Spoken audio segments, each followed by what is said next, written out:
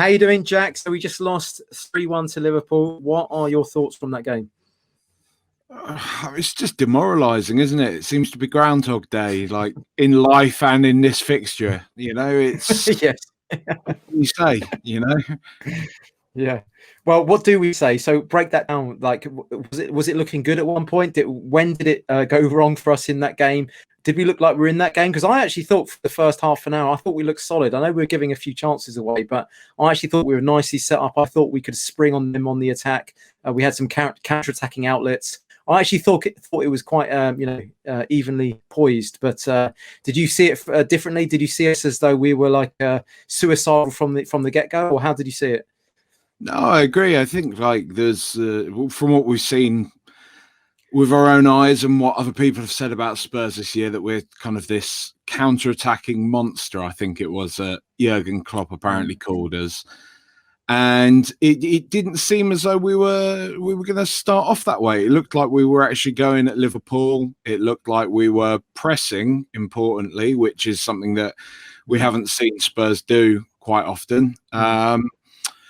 And it just seemed to be that, I don't know, for me anyway, it felt like the wind got knocked out of our sails a bit after the goal got disallowed. I mean, I guess you have to take that on face value. You win some, you lose some. I mean, I know people can rage against this one as much as they want, but the VAR call still seemed a bit dodgy to me, given that, we're talking about phases of play, what we've seen happen with Manchester City, just a few nights ago against Aston Villa. Why Son was adjudged to have been offside there, I don't know. Someone else will have to explain it to me. But from that point on, it just... The way I felt going into this one, really, with Liverpool is, and it sounds a bit tin pot to say, but it's felt like the Liverpool fixture in a way has become a bit of a cup final for Spurs, more so in the respect that it's a real kind of mental hurdle that we need to get over, is beating them. And it just seems to be that we shrink. This is a team that, if I'm, correct in saying they hadn't won in 5 games, hadn't scored in the last 4 league fixtures, and they've come to our ground and scored 3. It's hard to escape from the whole Dr. Tottenham thing. Yeah, it's what's frustrating is like after the first, I can't remember how many games we're into the season, maybe only about 3 or 4. I actually said this to Ben. I said we'll have one of the best away records of the season, but we'll finish about mid-table in terms of home performances. I said that after about 3 games, and so far it's looking that way. I don't know what it is, but it's not just Liverpool. I just think playing at home at the moment seems to be a disadvantage, but when we play away from home, it seems like we've got a good crack. I don't know if you've seen anything similar to that, but I just think the mentality is wrong. It just seems as though we're playing on the back foot when we're at home. It just feels like our away games are the home games and the home games are the away games. And I think that's more prevalent than the fact we're playing Liverpool, don't you think? Yeah, I mean, I think the thing that's starting to bother me a bit, I mean, I've not been the warmest, shall we say, person on Mourinho, but at the same time, I'm not completely anti-Mourinho. I would say I'm on the fence, and I understand sort of the reasons why we brought him in. But I think what's starting to worry me about it now is that I don't really see a clear identity to us. I see maybe our identity is just trying to stop the other teams playing football, and that isn't Spurs. That's not Spurs. It's not what we are, and it's never been what we are. And it. No, I totally agree. I mean, I had a debate with Sim about this, and I just think when you bring Mourinho in, Spurs are a cavalier team that play on the front foot. They play liquid football. Yes, we're very open, and we'll always be open, but that's just Spurs, And we'll go punch for punch with another team, and when we're on our game. The Spurs of the past. If we're on our game, we'll beat anyone. I've always believed that, and we showed that, in under Poch when we went to the Etihad. We went absolutely toe to toe with them. Admittedly, what was it, 3-3? I can't remember now, but it was slug for slug. It was the Hagler Hearns type game, Yeah. And I fancy us in those types of games. So when you take a manager like Mourinho and you put him appoint him as the Spurs manager, it's sort of like you have to drain the soul out of Spurs. and then replace it with a kind of like what he considers to be a kind of a sturdy, defensive, strong unit. But unfortunately, it's like, for me, that's oil and water, because Spurs, in our DNA, we are not a defensive side. We are not a watertight side. We're not a defensive side. No. We are a cavalier side. And he's trying to turn us into the Roundheads. You know, we're the Cavaliers, not the Roundheads. And so he's a Roundhead trying to turn the Cavaliers into a Roundhead. And unfortunately, it might work certain games, but in our DNA, we're Cavaliers. So it's going to be in conflict, in loggerheads with who we are as an institution, as a club. And so that's what I'm seeing happening at the moment. I actually think that, I mean, I hate to say this, but I think if we had Brendan Rodgers for this season with the players we've got, I think we'd be top of the league right now, and I think we'd be playing really well. I think we'd be looking like we did in the 2011 Harry Redknapp season. You know, yes, we might burn out at the end of the season, but I actually feel as though at the moment, where the players that I'm looking at, if you take Kane and Son out of it to a certain extent, they're looking like they're playing at 70% of what I can see their potential is, you know, which is a real shame. We've got so much creative talent in the squad. It's the best squad we've ever had. But we just look really limp, especially playing at home. We look really stale, you know. And it's, you know, apart from the odd occasional game, that is for Spurs, is it? No, I mean, yeah, I don't know about Rodgers. I'm not really sure on anyone else. I think the main thing I sort of call back to is you know, at the end of the Pochettino era, we were so drained. You could see that we were so devoid of confidence. The squad was, you know, it was really lacking in places, and I just think emotionally, physically, we were just shattered after Pochettino went. I think, and I can understand why Mourinho was brought in to maybe stop the rot, steady the ship, and try and sort of get the best out of the sort of the dying embers of the Pochettino project to try and win us a cup.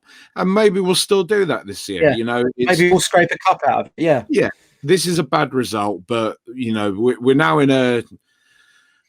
It's going to be a tough game, but we're in a cup final against Manchester City, and you know what can happen in cup finals. Absolutely. You know, we're still in the Europa League. I'm not as hopeful on that one, to be honest, at the moment, but I'm trying to bear in mind the fact we've just come off the back of a bad result against Liverpool. So, you know, I don't know. I'll put it this way.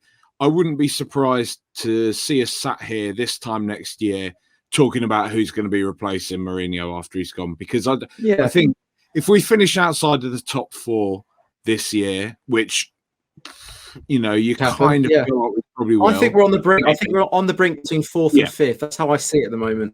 Yeah, and if we don't win a cup, I think probably Levy's going to be asking serious questions as to what Mourinho's doing, you know, because... I think that's fair. I think that's fair because he should have done the same with Pochettino, with any manager that's come in. Harry Redknapp, he got fourth, didn't he? But then Chelsea won the Champions League and he got the sack. So, you know, if he's not looking at that, then I think something's up, you know, because, you know, he's always about fourth place minimum. And if Mourinho hasn't got that the second year in a row, admittedly, Pochettino had the first, you know, bite of the cherry of that first season up until October. But he's had a year and a half now, Mourinho, and if he still can't get close to fourth, or you can't galvanise that spot in fourth, then you do have to be looking at him, right?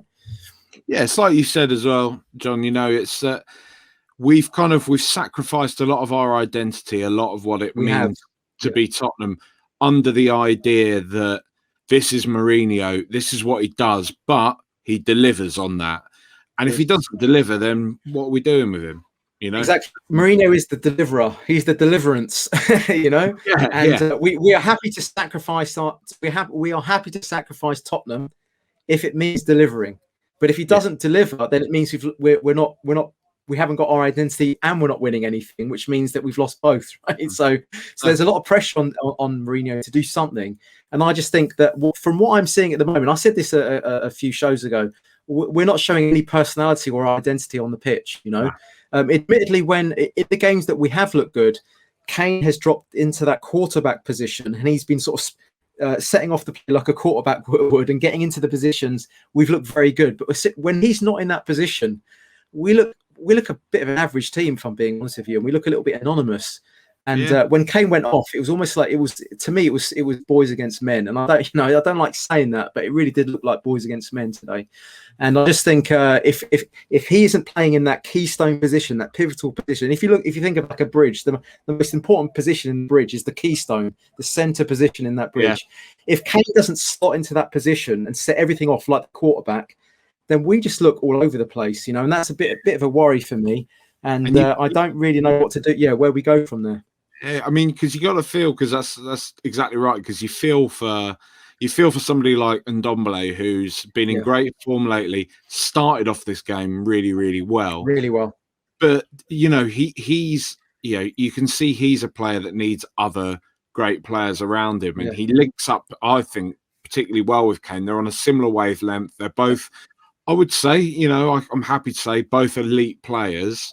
Yeah. And without him, you could see Ndombele trying in the second half, and I don't blame him personally for anything. I think he was trying, but there was just nobody up there, nothing around him. Yeah. With Mourinho, I question. Kane goes off at half time, and it remains to be seen how long he's going to be out for. Although the early indications on Twitter are it's going to be a number of weeks. Yeah. Why didn't he bring on Vinicius or Bale? Why? Yeah, that's what I don't understand. Vinicius is there to take the pressure off Kane and also make sure, this is the number one thing for me over the last 4 seasons, to make sure Kane does not have another annual 3-month absence through injury. That was the biggest thing for me of bringing a striker in. And he hasn't rotated well enough. Vinicius has almost been an afterthought, hasn't he? He's almost been a footnote in these games, and he's almost been brought on, play him in the FA Cup games, play him in against Mourinho. If you really want to make sure Kane is cotton-wooled and make sure he doesn't have that annual injury, you've got to bring in a quality striker that you can rotate and almost, if he's good enough, keep Kane on his toes, make him think, hey, maybe your place isn't guaranteed, mate. You know what I mean? That's the caliber of striker we need to be bringing in. Man United brought in Cavani, for instance. You know what I mean? And as soon as they brought him in, I'm not saying it's a direct causation, but they immediately, their performances, if you actually track back the moment where their games were tanking to the moment they started picking up results, it was actually when Cavani came in. But I'm not saying that's a causality. I'm just saying that he's a quality proven striker. You bring in someone like Vinicius, a bit of an unknown quantity. Jose doesn't have complete faith in him, does he? He's only bringing him for I'll give you 20 minutes in a League Cup game. You can play against Mourinho, but what's the point of bringing in a striker like that? I don't. And to me, I was saying this to Brian earlier. I mean, you've got someone like Bale. Bale is a quality player. He's great on the ball. He admittedly hasn't got his explosiveness that we thought he might. We thought he might bring a little bit of that back. I personally, this is my unpopular opinion, I'll play him instead of Doherty, because if you see Doherty today, he didn't put one tackle in, he didn't put one interception in. All he did was what he did on the ball. Now, who would you rather have in that advanced position, Bale or Doherty? For me, it's Bale all day. Now, I don't care if that's not his natural position on the right-hand side in right wing back, but I would much rather have my quality world-class footballers receive the ball than a Doherty who's been a 5 out of 10 player this season. For me, I would always go with my best players in that position. I know a lot of people see things differently, but that's just something that I've noticed. But I mean, where else do you think it went wrong today? Well, I think in the Harry Winks, he didn't have a good game when he came on the second half. Like you could see in that first half, Ndombele and Højbjerg, they were playing very well together, but we were still getting overrun in that midfield, which is pretty shameful considering they didn't even have Henderson playing in the midfield today. Yeah. Do you know what? For me, the main thing is really it's just the mentality. We just seem terrified of Liverpool. We're just so rattled by them. I mean.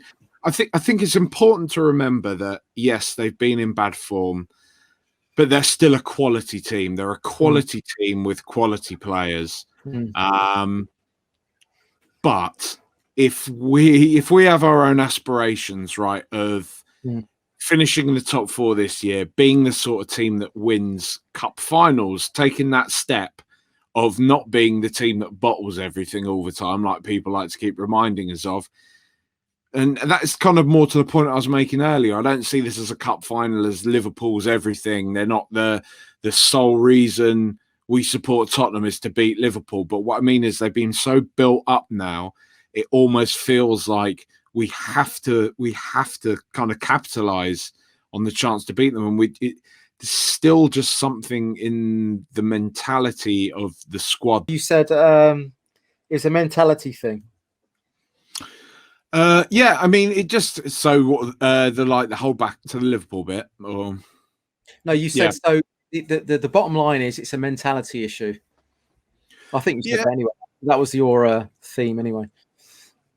Yeah, I mean, just the bottom line for me is it just seems to be a mentality issue. You know, we've had this kind of thing a lot where we haven't been able to get over the line in semi-finals, cup finals, and just significant games. You know, we saw it earlier on in the season. We were flying. We get tossed into the kind of title race conversation, ironically enough, against Liverpool again at Anfield. And we just, I mean, to be honest, and that's probably a poor example because I don't even think we played that badly in that game at Anfield. Yeah, we didn't. Yeah.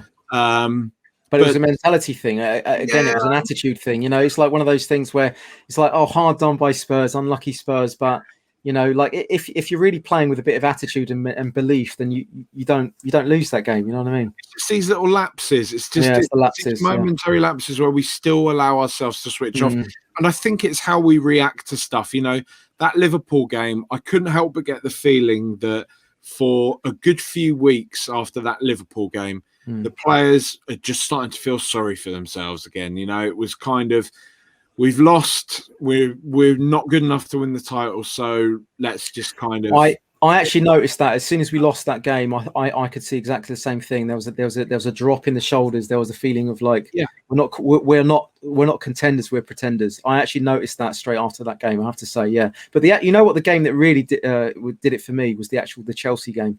I thought we were so negative in that game. I thought that was the game where Chelsea were there for the taking. I thought you could have played on the front foot, but Mourinho set us up to play on the back foot and just try and create a stalemate. And now looking at Chelsea, you know, we could have really gone for that game. Admittedly, we could have scored in the last minute, but I just thought that was the game where I thought we're not really contenders here. We are the fringe side. We're the bridesmaids here.